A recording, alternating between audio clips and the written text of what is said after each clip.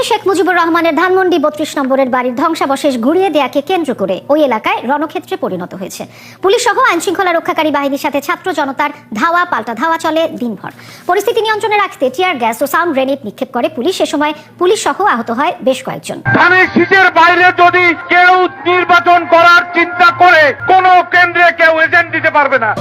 আমরা ধানের শীষের বাইরের কেউ না, ধানের শীষের বাইরে যদি কেউ নির্বাচন করার চিন্তা করে তাহলে কোনো কেন্দ্রে তারা কেউ কোনো এজেন্ট দিতে পারবে না বলে হুঁশিয়ারি দিয়েছেন পাবনা ভাঙ্গুড়া উপজেলার বিএনপির আহ্বায়ক নূর মুজাহিদ স্বপন।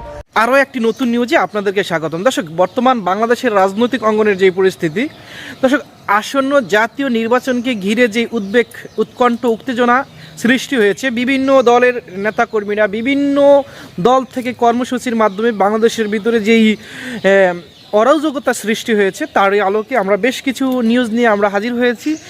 মূল ভিডিওতে চলে যাওয়ার আগে আপনাকে অনুরোধ করব, আমাদের চ্যানেলে নতুন হয়ে থাকলে সাবস্ক্রাইব করে পাশে থাকা বেল আইকনটিতে অল দিয়ে রাখুন। দর্শক, নিত্য নতুন এই ধরনের ভিডিও সবার আগে পেতে আমাদের ভিডিওতে লাইক দিয়ে আমাদের সাথে থাকুন। চলেন দর্শক, কথা না বাড়িয়ে আমরা ভিডিওর মূল পর্বে চলে যাই। ধানের শীষের বাইরে যদি কেউ নির্বাচন করার চিন্তা করে কোনো কেন্দ্রে কেউ এজেন্ট দিতে পারবে না।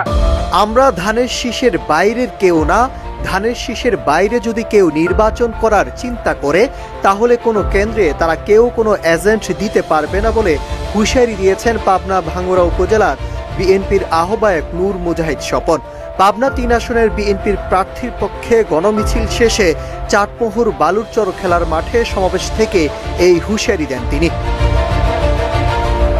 ভাঙ্গুড়ার বিএনপির নেতা স্বপনের এমন বক্তব্যের পর চাটমোহর উপজেলা সহ পাবনা ৩ এলাকায় বিএনপির নেতাকর্মী সহ সাধারণ মানুষের মধ্যে বিরূপ প্রতিক্রিয়ায় সৃষ্টি হয়। মুহূর্তেই তার এই বক্তব্যের ভিডিও সামাজিক যোগাযোগ মাধ্যমে ছড়িয়ে পড়ে।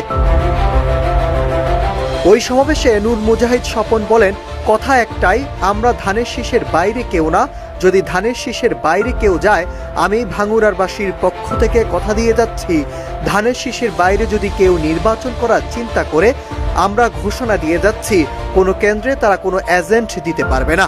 ধানের শীষের বাইরে কেন্দ্রে কোনো লোক থাকবে না। তার এই বিরূপ মন্তব্যের পর তীব্র সমালোচনার মুখে নূর মুজাহিদ স্বপন গণমাধ্যমে বলেন, আমি বুঝাতে চেয়েছি বিএনপির সিদ্ধান্তের বাইরে যদি কেউ নির্বাচন করে তাদের উদ্দেশ্যে কথাটি বলা হয়েছে। আমি সবসময় চেষ্টা করব বিএনপির সবাই একসঙ্গে থাকার, জনগণের পাশে থেকে একত্রে কাজ করার। অন্যদিকে পাবনা জেলা বিএনপির সাবেক দপ্তর সম্পাদক জহিরুল ইসলাম গণমাধ্যমে বলেন, বিএনপির গণতান্ত্রিক দল, আমরা অনুরোধ করতে পারি কিন্তু হুমকি দেব না। আমার বিশ্বাস যারা ধানের শীষের বাইরে রয়েছেন খুব শীঘ্রই তারা দলের প্রার্থীর পক্ষে কাজ করবেন। এছাড়াও পাবনা জেলা বিএনপির সদস্য সচিব মাসুদ খন্দকার বলেন, নূর মুজাহিদ স্বপন একজন কাঁচা রাজনীতিবিদ নয়, ভুল ব্যাখ্যা করে সামাজিক যোগাযোগ মাধ্যমে ছড়িয়ে দিচ্ছে, সে অন্য কিছু বোঝাতে চেয়েছে।